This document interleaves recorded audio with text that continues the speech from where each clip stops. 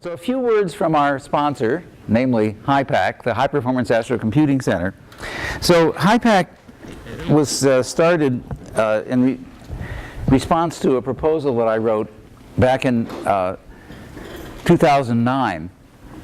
The University of California has something like 100 multi-campus research units.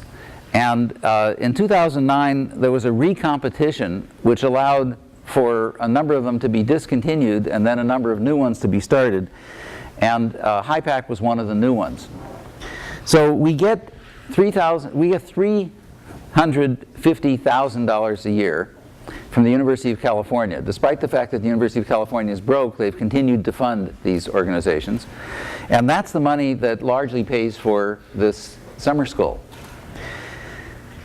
So in my proposal, I said things like, as computing and observational power continue to increase rapidly, the most difficult problems in astrophysics, including star and planet formation, are now coming within reach of simulations based on solid physics. So the purpose of the HiPACC funding is to foster collaboration among the many astrophysicists in the University of California system, including the 3 Department of Energy laboratories that we're affiliated with, Lawrence Berkeley Lab, Livermore, and Los Alamos. And also by sponsoring summer schools, conferences, workshops, and in addition, we develop educational materials, publicity, websites, distribution of simulation outputs, including visualizations. I don't know if you visited the HiPACC website, hipacc.ucsc.edu, but if you do, and you click on, for example, Gallery, you'll see that we've tried to assemble the best visualizations of astronomical simulations and observations, for that matter, from all the groups in the world. So it's not restricted to the University of California. We want to make it as useful as possible. Also, all of the activities we've had, starting with the first summer school, which was held here at UCSC in 2010, are online. All the lectures are recorded, all the slides are presented online, and that's also true for all of our conferences. So this is the people involved in running HiPACC. I'm the director. 2 computational astrophysicists, Peter Nugent and Mike Norman, are the Northern and Southern California coordinators. Peter Nugent runs the computational astrophysics group at Lawrence Berkeley Laboratory, and Mike Norman is the director of the San Diego Supercomputer Center. Every campus is represented by an astronomer, and so you see the council.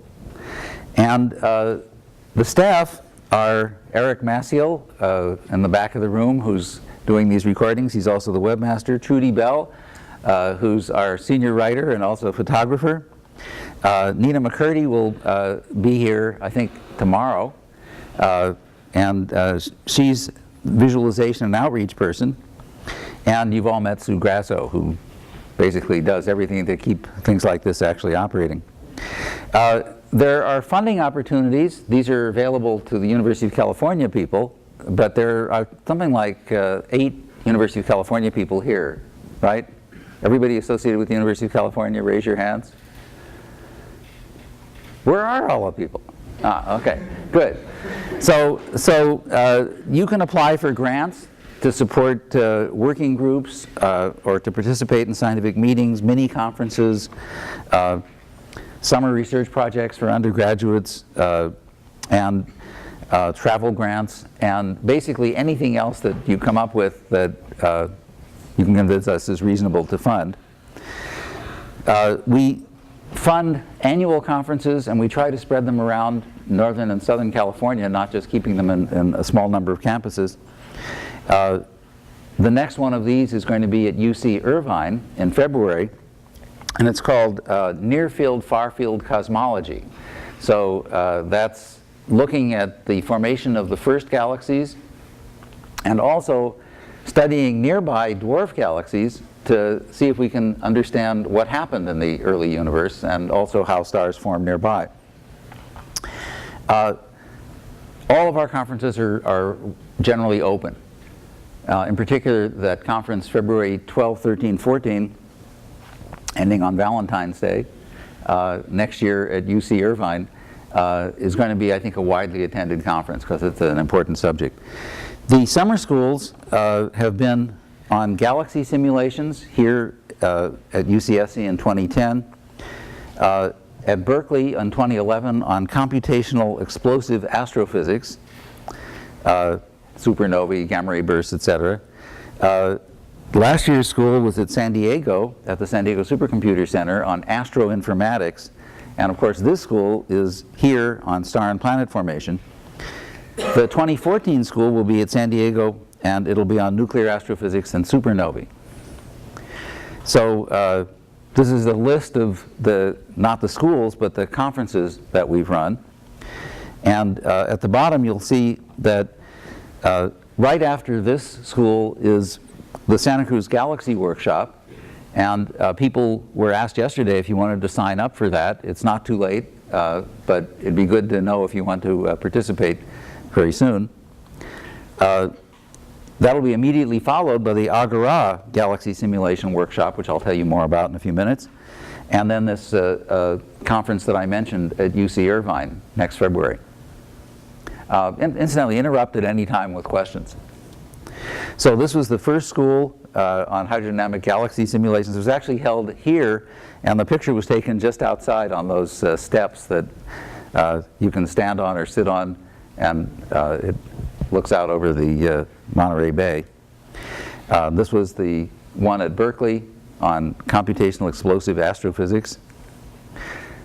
Last year's on astroinformatics. The students all got accounts on what was then the brand new Flash Gordon machine at San Diego with 300 terabytes of flash memory. And this is, of course, the announcement for this year's. So enough on HiPACC. What I'm mainly going to talk about is this simulation comparison project that we're calling AGORA. Javier Agudis is the one who suggested this name. There were about 10 names that people had suggested, and there was a round of votes to decide on the name everybody liked, and this was the name chosen.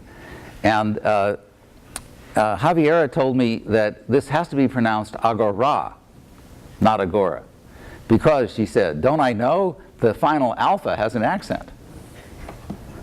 I don't know the Greek. But anyway, so the AGORA project, Assembling Galaxies of Resolved Anatomy. So this is a high-resolution galaxy simulation comparison project. And the steering committee is the people listed up there. And one of those, James Wadsley, played a major role in creating the codes that Tom Quinn has been telling you about. Romain Tessier, of course, is the main author of Ramses, the code that Patrick Hennebel has been telling you about. And the other people have all, I think, played major roles in this field. So this is a distinguished group of the steering committee. Ji-Hun Kim, who's been a postdoc with Mark Krumholtz here at UCSC and will be moving to Caltech in the fall, is our tireless coordinator. There are about 90 astrophysicists who've now joined the AGORA project. And the next meeting is going to be here at UCSC starting on Friday, August 16th. Everything we do in the AGORA project is open, and we welcome additional people to join. To find out everything about it, just look at the website agorasimulations.org.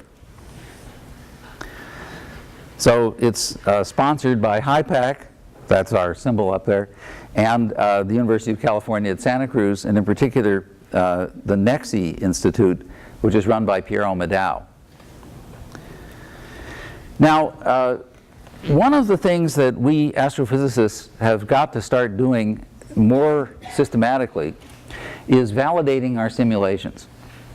And one of the things that we need to do in order to do that is to set up procedures for comparing simulations, both simulations with different inputs and different choices of subgrid physics, and also different simulations that use different techniques, like, for example, particle-based simulations like smooth particle hydrodynamics versus grid-based simulations like the adaptive mesh simulations. So you're hearing about both kinds of simulations. Tom Quinn's been telling you about SPH simulations. Ramsey's, of course, is an adaptive mesh refinement simulation code. And it's crucial that we systematically compare these simulations. Now, there have been a number of such comparison projects in the past. The sort of granddaddy project was the Santa Barbara Cluster Comparison Project. The paper was published in 1999, and it's widely regarded as having been extremely useful. Carlos Frank was the initiator. I ended up being the referee because I wasn't involved in the actual project, so I had to send it to somebody to referee it. And of course, back then the codes were really pretty primitive by modern standards, but it was really useful to compare a bunch of codes all running on the same initial conditions. The most recent such project that has resulted in a paper is the Aquila Project, and here's the abstract of the Aquila simulation project. So this was run by Cecilia Scanopiecco with many collaborators, all listed at the top in small print. What they said was, so what they did is they chose one galaxy to simulate. It was one of the 6 similar simulations that Volker Springel had created as a pure dark matter simulation. And it was supposed to represent a galaxy roughly the size of the Milky Way. So the various runs, 13 in total, differ in their numerical hydrodynamic treatment, SPH, moving mesh, and AMR. Moving mesh, of course, is the Arepo code. But they share the same initial conditions and adopt in each case their latest published model of gas cooling, star formation, and feedback. So in other words, except for the initial conditions, the codes were different in almost every possible respect. Despite the common halo assembly history, so they are using exactly the same dark matter, we find large code-to-code variations in the stellar mass, size, morphology, and gas content of the galaxy at redshift 0, due mainly to the different implementations of star formation and feedback. Compared with observation, most codes tend to produce an overly massive galaxy, that is, too much stellar mass, smaller and less gas-rich than typical spirals, with a massive bulge and a declining rotation curve. None of them look like a realistic spiral galaxy, as I'll show you in a couple minutes. And none of them look like a realistic elliptical galaxy either. They did not look like realistic galaxies. No way. Not one of them. Not a single one of the 13 simulations. The models are more effective so in general, models that are more effective at limiting baryonic mass of the galaxy come closer to matching the observed galaxy scaling laws, but often to the detriment of the disk component. We conclude that state-of-the-art simulations cannot yet uniquely predict the properties of the baryonic component of a galaxy, even when the assembly history of its host halo is fully specified. Developing feedback algorithms that can effectively regulate the mass of a galaxy without hindering the formation of high angular momentum stellar disks remains a challenge. So this is the list of the codes that were used and the various parameters. And notice that so they were using the Aquarius project halo AQ-C. That was their dark matter. The softening was 500 parsecs or worse, mostly worse. And the best one was the Ramsey's simulation, where the softening was 260 parsecs fixed in comoving coordinates at z fix equals 9. Now, as you all know, because this, after all, is a summer school on star and planet formation, stars form in small regions. They form in giant molecular clouds, usually in galactic disks.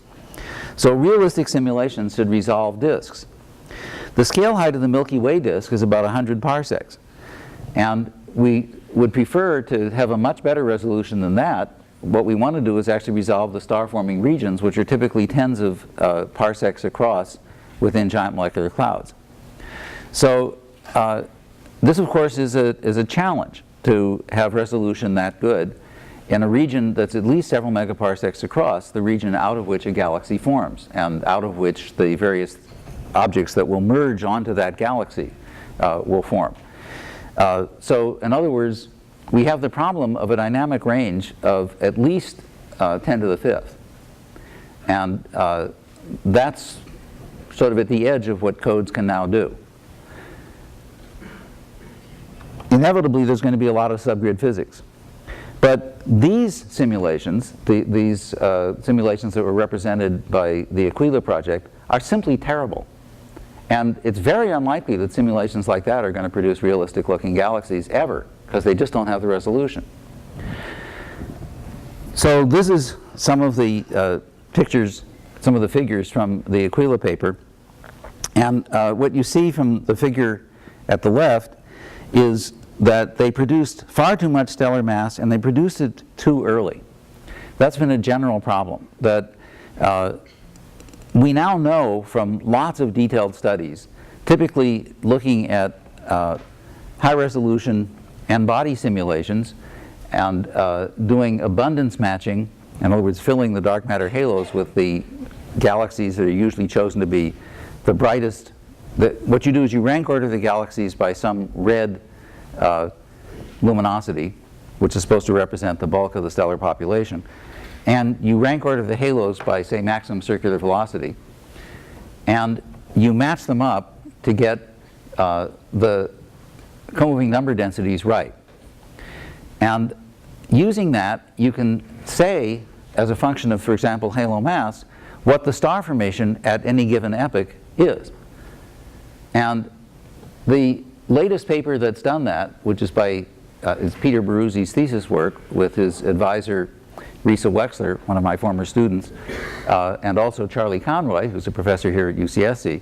So the Baruzzi-Wexler-Conroy paper tells us, and then also earlier papers by Moster and others, they tell us pretty accurately, I think, what the star formation rates were as a function of redshift and also as a function of galaxy halo mass. And so these galaxies are forming their stars too early, and they're forming a factor of 2 or 3 or 4 more stars than real galaxies do. The most efficient star formation occurs in galaxies about the mass of the Milky Way, 10 to the 12 solar masses, and those galaxies turn about 20% of their cosmic baryon fraction into stars by redshift 0. Galaxies more or less massive turn a smaller fraction of their cosmic baryon fraction into stars. So, whereas these galaxies are turning frequently 50% of, or more, of their baryons into stars, and they're often doing it at fairly high redshift. So that's just not realistic. They also aren't on the Tully-Fisher relation. That's a relationship between the mass or luminosity of a spiral galaxy and its rotation rate. And what's happening is that to the extent that there's a disk, it's typically much too small and rotating much too rapidly for the mass of the galaxy. That's the implication of these points up here. This is a problem that's been pointed out by Steinmetz and Navarro back in 2000. They called it the angular momentum catastrophe. And you see the angular momentum catastrophe here. So Cecilia Scannapieco is one of the pioneers of analyzing the angular momentum distribution by this parameter called epsilon here, which is the z component of angular momentum divided by what's needed for circular, for rotational support. And this was a kind of a typical example. There you see the various simulations that were part of the Aquila project. And this is what a realistic galaxy looks like. A spiral galaxy, where you have the bulk of the stars in a disk. You've got a thick disk component, you've got a spheroid component. This is the ERIS simulation. Now ERIS was actually published. It was run here at Santa Cruz by Javiera Goodes as her final thesis project with Pierre Amadao. It was published in 2011. And there's hardly any mention of it in the Aquila paper, which is kind of a little surprising, considering that unlike any of the Aquila simulations, that simulation produced a realistic looking galaxy. Incidentally, the ERA simulation also formed stars a little too early. Too much star formation at redshift 3 compared to observations. But that was the first example that I'm aware of a really realistic looking spiral galaxy. The simulation had a resolution of 120 parsecs gravitational smoothing, and it had a gas resolution of 12 parsecs. So far better than any of the Aquila simulations, and it was a gasoline simulation, so the same code that Tom Quinn has been telling you about. So that shows that it's doable, and now a number of other groups, including Tessier with Ramses and his former student Oscar Agertz, have demonstrated similar success in forming galaxies. And Anatoly Klipin's ART code, which my colleagues and I are affiliated with, are also, I think, making realistic galaxy simulations. But we still have to understand what the limitations are of all the different codes. None of them is going to get it all right. There's going to be a lot of difference in the subgrid physics, and the subgrid physics is not terribly realistic, the way we treat star formation and feedback. So this is going to be a moving target, a continuing challenge. The goals of the AGORA project are to compare high-resolution galaxy simulations across different high-resolution numerical platforms, preferably every code available. Essentially, all the current codes are part of the project except for one. Volker Springel has so far refused to participate using the code, the moving mesh code that he developed. So there's lots of people using the old gadget code, but not the Arepo code yet. We're working on it. Establish cosmological and also isolated disk initial conditions and shared astrophysics with as much of the astrophysics as possible identical in the codes. The subgrid physics, of course, will be done differently by each code. Maintain the collaboration online and between the in-person meetings, and the next in-person meeting will be here in August. Compare simulations with each other, with theory, and with observations, and produce a set of simulation comparisons and scientific papers starting next year. We're launching the project at a time when several key technologies have just become available, including the multi-scale initial condition generator, Oliver Hahn's music code, which can generate the initial conditions in exactly the format that every one of the codes needs. So in other words, the Lagrangian region that you have to simulate at high resolution. The new UV, the latest version of the UV background model, Cuba, this is the Harton-Maddow code, which will be used as the UV background for all of the simulations. The new Grackle hydro-cooling code, and several of the simulation codes, and also the YT code for analyzing the outputs. This is Matt Turk's fabulous collection of analysis and visualization routines. The project will be state-of-the-art, and it will surely advance the entire field of galaxy simulations.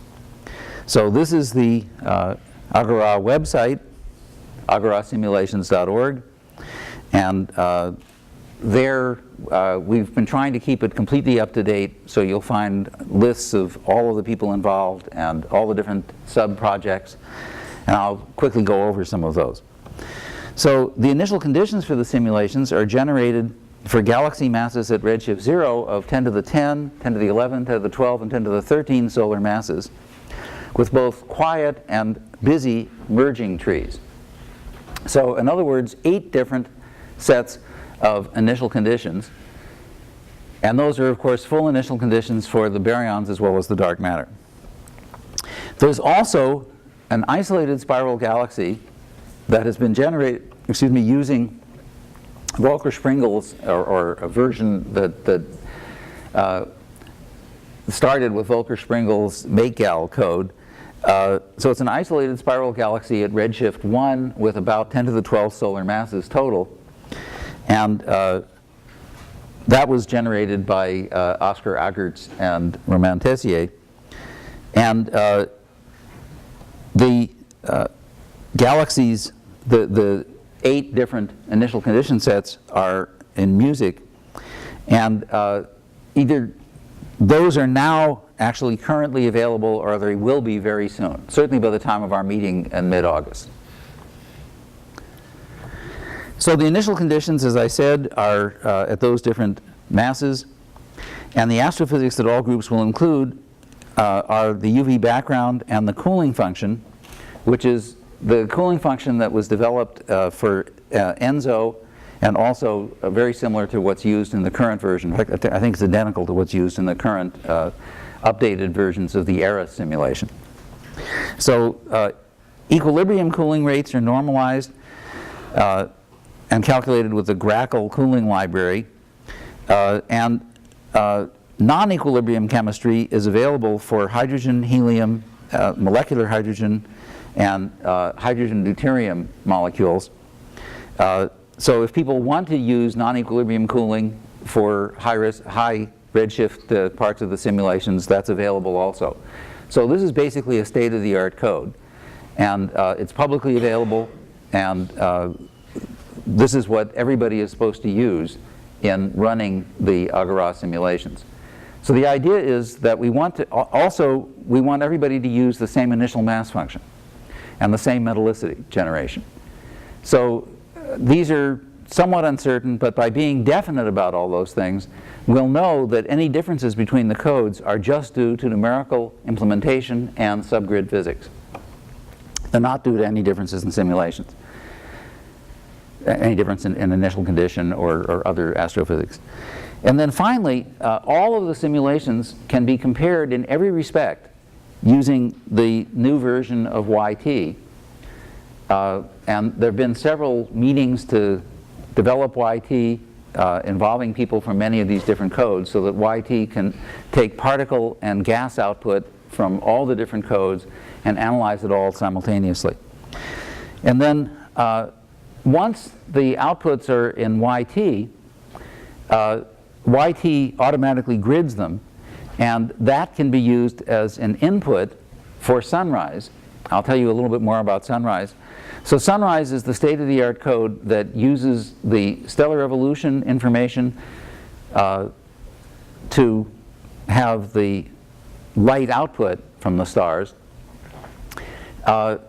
It can use Sunrise, it can use Starburst 99 or Bourgeois and Charlot 03 or any version that you like. It's modular. And that's then the beginning, and the code traces the starlight going through the gas, and for that matter the AGN light, going through the gas and dust of the galaxy, and scattering, absorption of the light, and re-emission of the light at long wavelengths are done, and the re-emission is done self-consistently. The code has been modified to run efficiently on graphic processor units. And as with all the other codes I'm mentioning, the code is publicly available. And we have various data management activities, public access, multi-platform analysis. I won't go into the details, but the slide will be posted. So the idea is that we're going to ask every group to store at least 200 time steps as their code runs. And we're going to ask them to store time steps at particular redshifts or expansion factors, so that we can compare the codes more or less time step by time step. These are the working groups that have been established. There's 4 task-oriented working groups to create the UV background, metal-dependent cooling, IMF, metal yields, common initial conditions, etc. And also the most important one, number 4, to make YT capable of doing all the things I just mentioned. And then the science working groups, so isolated galaxies and subgrid physics, dwarf galaxies, dark matter galaxies, satellite galaxies, etc. So the Aquila Project resulted in 1 paper. James Wadsley last summer said that if that is what comes out of the AGORA Project, it will have been a total failure. The purpose of the AGORA Project is to write many papers that discuss every relevant scientific aspect of galaxies, from simulations and comparison of simulations with each other, and with observations, and with theory. So it's a very ambitious project, but as I said, there's 90 astrophysicists who've already signed up. The working groups are mostly led, and all the science working groups are led by junior astrophysicists, mostly postdoc level people, who are of course very eager to get lots of papers out quickly. So I think it's likely that this will have a big impact. So I've included a lot of information about the individual working groups, but so working group 4, common analysis. Matthew Turk is our fearless leader. Nathan Goldbaum in the back row, just waving his hand right now, is one of the people much involved. Also Chris Moody, who's finishing his PhD with me now. Cameron Hummels, Britton Smith, who's largely responsible for the version of the cooling code that I described. So those are some of the people involved. The isolated galaxies and subgrid physics, I've already mentioned, that's Oscar Agertz and Romain Tessier. Jose Anorbe at UC Irvine is leading the dwarf galaxies and cosmological simulations one. So you can see some of the people who are involved and also some of the topics. And we're willing to organize additional working groups if there's a need. So what are some of the issues that we expect to be able to address, some of the scientific issues aside from code comparison? Of course, crucial is the different feedback recipes, feedback from star formation and from AGN. How to solve the too high star formation at high redshift, especially in intermediate mass galaxies. Massive galaxies do form a lot of stars at high redshift. This is the famous downsizing phenomenon. But simulations tend to overproduce stars at intermediate mass galaxies at high redshift, redshifts of 3 and above. And then what quenches star formation in galaxies above a characteristic central stellar density? Radio mode feedback. This is a term that was introduced by Darren Croton in the semi-analytic model that was based on the Millennium simulation. What Darren found was that in order to get the bright end of the luminosity function right, not overproduce stars in massive galaxies, he had to implement something that he called radio mode feedback. What that means is that you find how much energy you have to supply to prevent the gas from cooling in a fairly massive galaxy. And it turns out that it's proportional to the rotation velocity or the internal velocity cubed. And then there's a multiplier, and he said, let's make this proportional to the mass of the black hole. Now, of course, he was using the well-known fact that the mass of the central black hole is about 1,000th of the mass of the central stellar spheroid. And so what he was actually doing was scaling to the stellar spheroid. So it's the mass of the spheroid, or the mass of the black hole, whichever you like, times v cubed times some constant, and he simply adjusted the constant to be just big enough to prevent the gas from cooling. And that is known as radio mode feedback. Now, it's true that the amount of energy that we detect as radio bubbles in massive clusters is approximately equal to this radio mode feedback. Is this valid in ordinary isolated field type galaxies? I don't think anybody knows. Does it have anything to do with the AGN? Not clear. But to my knowledge, there's no model, no semi-analytic model at least, that doesn't include radio mode feedback that works, that gives a realistic representation of the galaxy population. Another thing that seems to happen is that cold flows. So it's well known that there are cold flows. All simulations of high resolution have them. That's gas flowing in at reasonably high density at temperatures less than 10 to the 4 K along the filaments leading into the galactic center. But the cold flows become inefficient. They don't reach all the way in, and they don't deliver a lot of gas after the halo mass reaches something like 10 to the 12 solar masses. But is that enough to explain quenching? In other words, how it is that galaxies stop forming stars?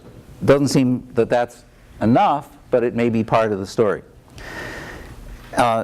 Environmental effects. We know that satellite galaxies tend to quench after a certain amount of time, probably because they're not getting any more gas. Maybe other effects also, like ram pressure stripping. Angular momentum differences between dark matter and gas, especially after cooling and star formation feedback are included. Can simulations produce as many low-mass, bulgeless disk galaxies as observed? John Cormody keeps saying he thinks this is a big problem. It's not clear.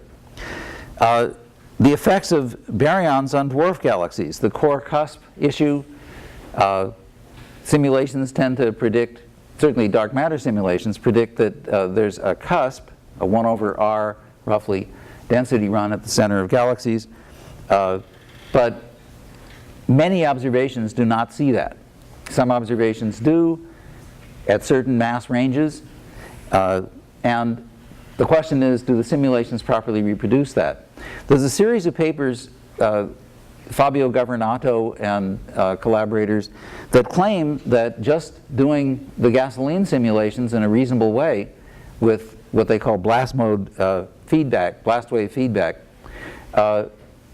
So that means that you don't allow the energy radiated by supernovae to radiate itself away, which would happen very quickly. You hold that energy for a period of tens of millions of years so that there's an efficient blast wave that forms a Taylor-Sedov solution.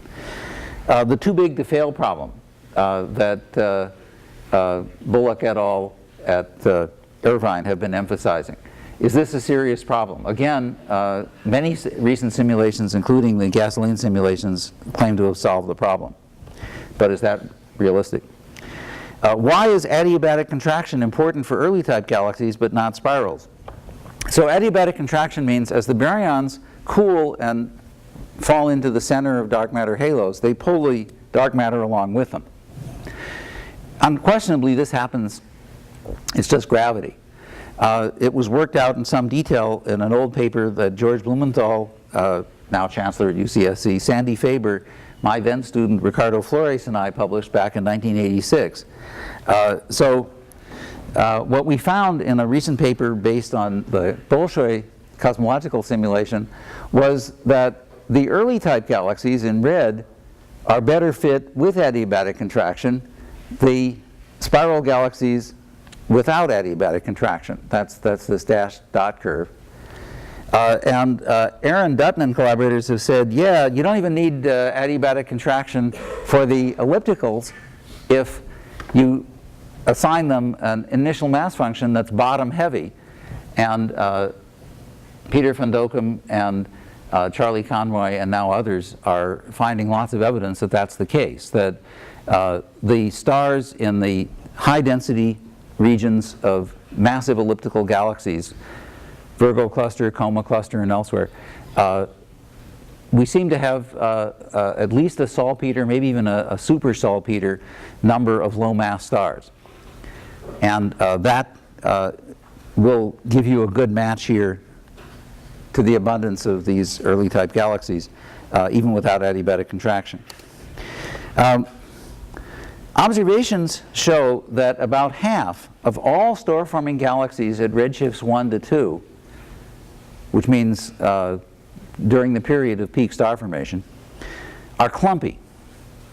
I'll show you some pictures in a little while so you know what I'm talking about. So the question there is, are the simulations going to look like the observations?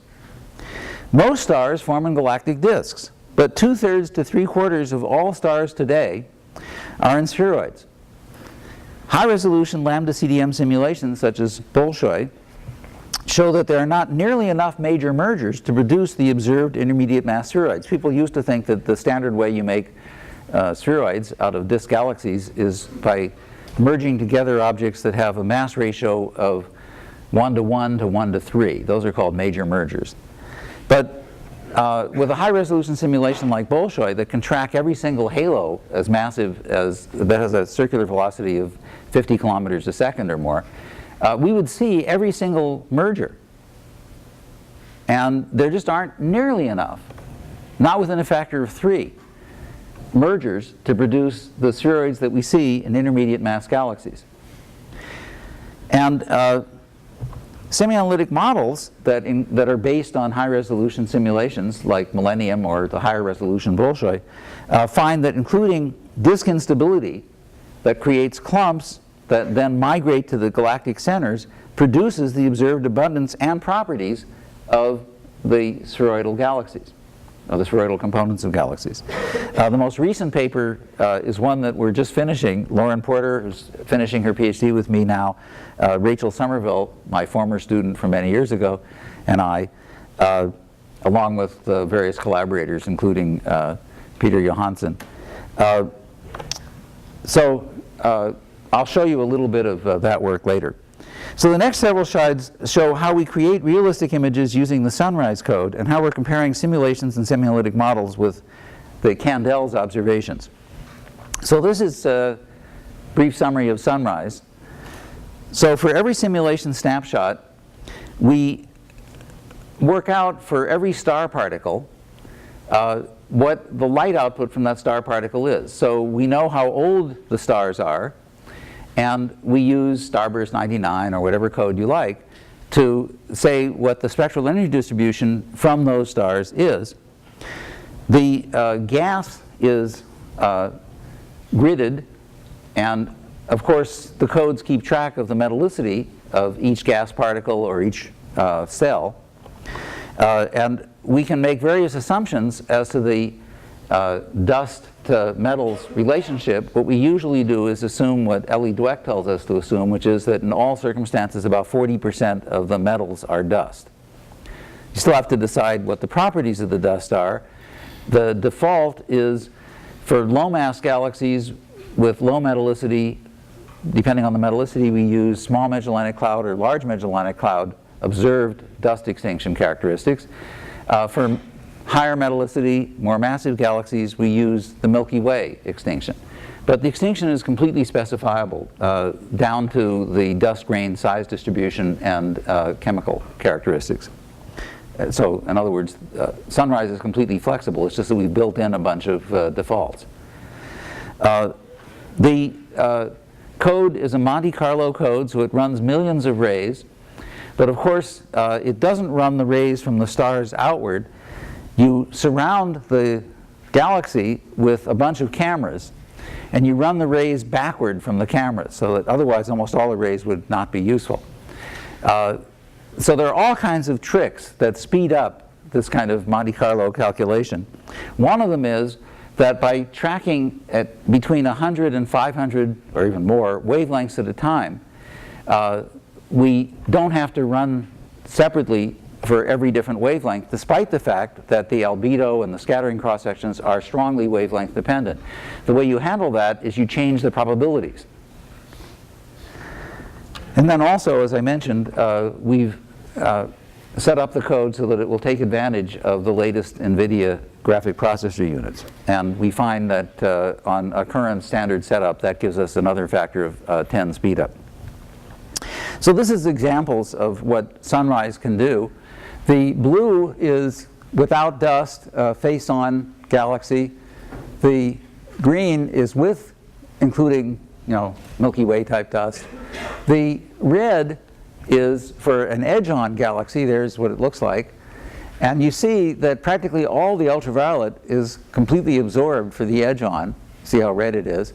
And that energy is emitted. This is the polychromatic, the PAH, polyaromatic hydrocarbons. And this is the 100 micron bump, the cold dust emission.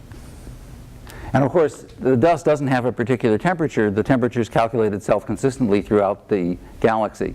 And so it's a range of different temperatures. So these pictures at top show a galaxy in one of our simulations. This is a face-on. This is blowing up the central region. Face-on, edge-on. It's about 20 kiloparsecs across. And this is the same galaxy now visualized using Sunrise. That's the edge-on version. This is the galaxy now visualized using Sunrise. That's face-on. And here are some observed galaxies, some HST images. Now these are galaxies, this galaxy image is at redshift 2.3. And these observed galaxies are at about that same redshift. And of course these are rather clumpy galaxies. As I say, something like half of all star-forming galaxies at these redshifts are clumpy. Any simulation that doesn't reproduce that is not a simulation that represents the real universe. There have been a series of papers that have established the clumpiness and started to analyze the nature of the clumps. So Stein-Wuyts, W-U-Y-T-S, is the first author of the Candles paper on this that was published last year, analyzing about 700 galaxies. We are now writing a series of papers based on analysis of images from 36,000 galaxies, and many, many more are in progress. We've also compared many thousands of simulated images systematically, and I'll show you a little bit of that. Of course, we want to look at many other aspects. So this is looking at Lyman alpha emission from the gas that's flowing in and also the gas that's been ejected, the hydrogen that's been ejected from the central galaxy. And this includes both the UV background but also the UV coming from the galaxy. So you have to do Lyman alpha radiative transfer. What's the effect of including dust? The upper images include dust. So the dust dims the image, but also, because of scattering, it greatly expands the outer parts of the image and sort of mushes things around in the center. In general, the most active star-forming regions will be the most dust-enshrouded, and so they will be the most attenuated, especially in the blue end of the spectrum. The red light is much less affected. With Hubble Space Telescope, we now typically have 7 different bands where we get images of hundreds of thousands of galaxies using the Advanced Camera for Surveys, ACS, and the new Wide Field Camera 3, which gives us infrared capability to H-band, that's 1.6 microns. So by looking at the same galaxy in many different wavebands, we can get a sense of what the dust is doing, what the underlying stellar population is like, and also, of course, for the blue bands, which are red-stream ultraviolet, what the new stars are doing. So this just shows you a bunch of these relatively high-resolution images, in other words, effectively taken from close up. Our simulation, this is one simulation, converted into images as if we were only a few tens of megaparsecs away from the galaxy. So this is looking in the rest frame. These images are UV-JZ composite images. So the colors are supposed to be more or less what the eye would see.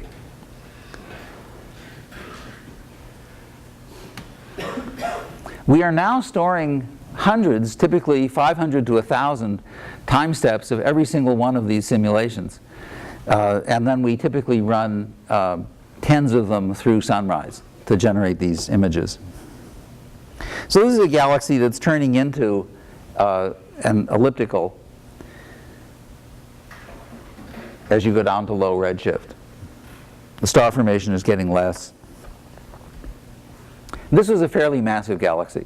I forget the exact mass, but it's certainly several times 10 to the 12th solar masses. So that should be an elliptical today, most likely. Okay, I think that's the end of that run. So this shows what Candles can do. This is the one of the images on the Candles website. So that's candles.uclick.org. There's the website. And it's a massive website. So Candles is the largest project in the history of Hubble Space Telescope. After the astronauts installed this wonderful new Wide Field Camera 3 in the last visit in 2009, there was this huge competition to get maximum use of HST. And the proposal that Sandy Faber here at Santa Cruz submitted was the winner. And then another group led by Harry Ferguson at Space Telescope Science Institute was added, which has turned out to be extremely valuable. And so that's candels. I forget what it stands for, but anyway, it's this big galaxy survey. And this shows the underlying stellar population of a redshift 2, of a bunch of redshift 2 galaxies in H-band, 1.6 microns. So red light, that's 0.7 microns. At redshift 2, you multiply by 3, it's E plus 1. So that becomes 2.1 microns. That's too long wavelength for this camera. It's 1.6 microns, so now divide by 3, that's about 530 nanometers, 0.533. So that's the middle of the optical spectrum. So you're seeing a somewhat older, but not really old, galaxy population here. If you use the advanced camera for surveys for a galaxy at redshift 2, all you're getting is ultraviolet light. So all you're seeing are the regions of new star formation. Now, of course, it's especially valuable to have both. And as I said, we don't just have those bands. We usually look at 7 bands simultaneously. So that is a great advantage in trying to understand what's really happening with these galaxies. So this is just to show you what sunrise does in taking the face on the left and edge on the right, close-up image, and then, and of course we're just showing you the optical part of the image, but then this generates a bunch of images with HST resolution in each of these different bands, so worse resolution at longer wavelength, of course, and then so we convolve with the appropriate point spread function, and noise has been added, and it's realistic noise just taken from blank regions of HST imaging. So it's kind of disappointing that, you know, the galaxy looks like that, according to the simulation, and what we see are these ratty images. But that's it. That's the best that Hubble Space Telescope can do. Of course, if we make the image deeper, we'll get a little bit better results. But anyway, that's what we have to work with. So here are some examples. What I want to do here is to show you the effect of including dust or not including dust. So this is without dust, and you see that all these clumps are much brighter. But the clumps are dust enshrouded, and they'll be dimmed when you include the effect of the dust. So this is V band as observed, so middle of the visual spectrum. In other words, this is UV as emitted by a redshift 2 galaxy, and this is H band. So this is showing the older stellar population. Even that is significantly affected by dust. So we have loads and loads, many, many thousands of images, both from simulations and from observations. So let me just show you a little bit of how we've been comparing them. So the color code is Sirsic index. Does everybody know what that means? Basically, it's a radial variation of the light. So e to the minus r to the 1 over n. N is the Sirsic index. So if n is 1, that's e to the minus r. That's a disk. If n is 4, that's e to the minus the 4th root of radius. That's a Devocalure spheroid. So high n, Devocalure spheroid, or anyway, some kind of spheroid. Low n, disky. So blue is n less than 1.5, orange, intermediate, red, spheroid. So you see that the smooth galaxies are largely, but not entirely, spheroidal. The clumpy galaxies, which are about half, are mostly, but not entirely, disky. And here you have the specific star formation rate increasing downward, the colors, the sizes, the stellar masses, and then here's again the specific star formation rate now versus radius. So what you see is that the clumpy galaxies are mostly above about 2.5 or 3 kiloparsecs in radius. No clumpy galaxies less than about 1.5 kiloparsecs in radius, whereas lots of non-clumpy galaxies, and mainly spheroidal ones, that are smaller. This is part of Mark Mosina's PhD dissertation, which is now finishing. So this shows Sirsic index, axis ratio, short, thin, the smallest axis over the longest axis, and Sirsic index. And how does this is observed galaxies. How does this compare with our simulated galaxies? So this shows two different mass ranges of the simulated galaxies. They don't span nearly as large a range in a radius range as the observed galaxies, but that's partly, but only partly, because we only simulated a narrower range of masses.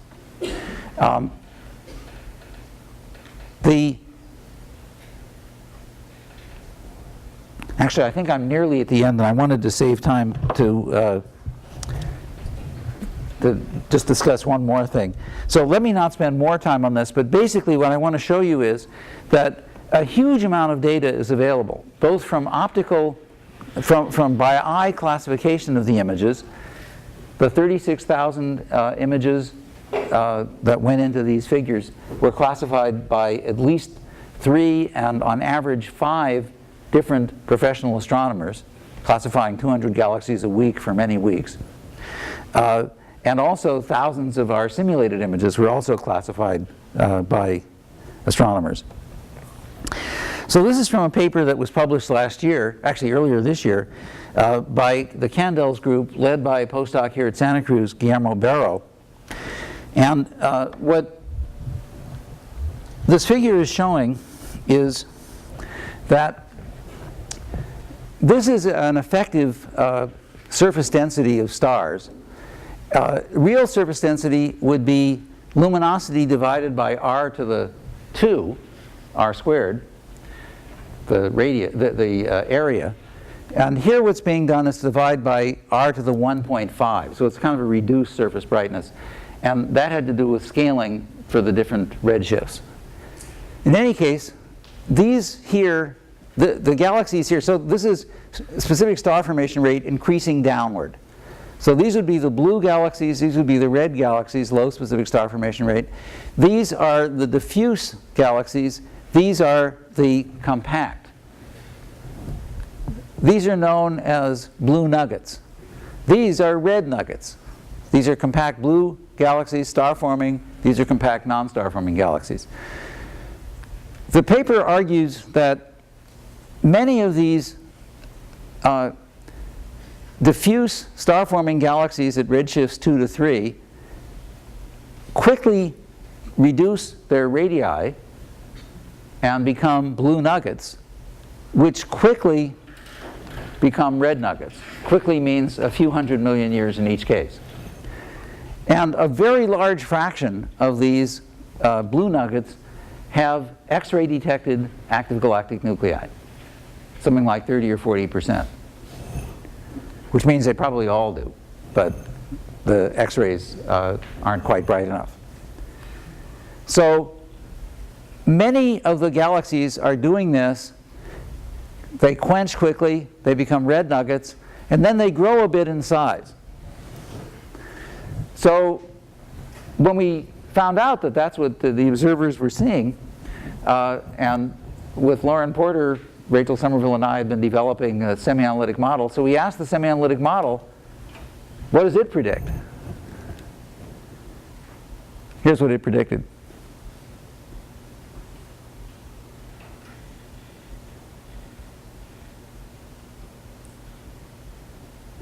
Basically, it did just what the observations did.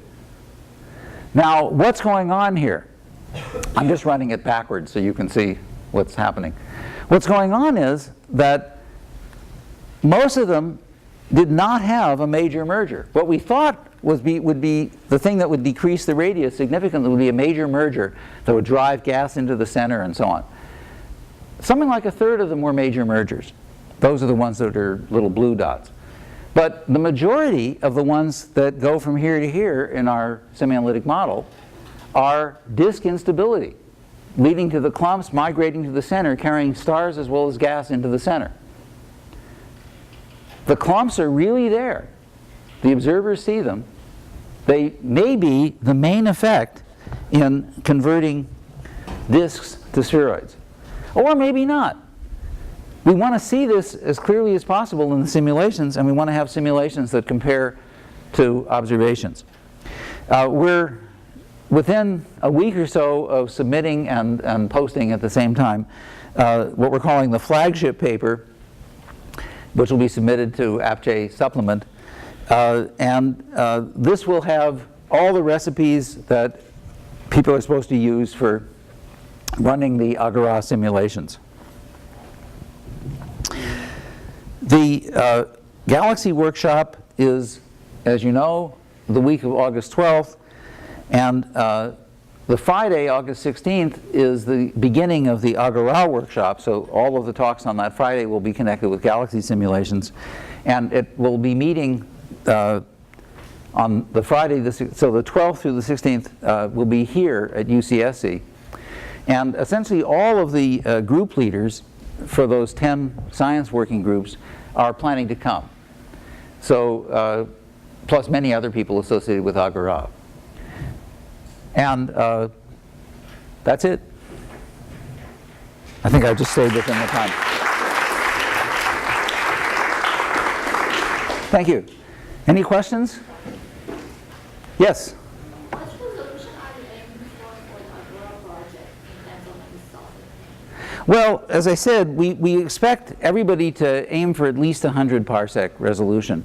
In other words, comparable to the ARIS simulation, which, remember, was published in 2011. It was run in 2010. ARIS took about 2.5 million CPU hours to run to redshift 0. This is not going to be an inexpensive project in computer time.